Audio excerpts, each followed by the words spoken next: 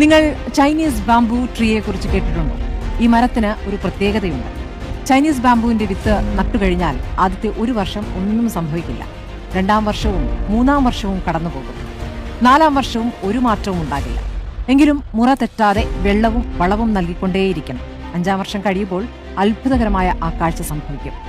പെട്ടെന്നൊരു ദിവസം അത് മുള പൊട്ടും. ഇനിയാണ് അതിലേറെ വിസ്മയം. മുളച്ചു കഴിഞ്ഞാൽ വെറും 40 ദിവസം കൊണ്ട് 27 മീറ്റർ ഉയരത്തിലേക്കാണ് ഈ മരം വളരുക.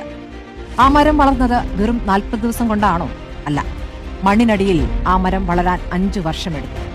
പുറമേ കാണാൻ കഴിയാതിരുന്ന ആ 5 വർഷവും ആ വിത്ത് മണ്ണിൽ തന്റെ വേരുകൾ ബലപ്പെടുത്തുകയായിരുന്നു.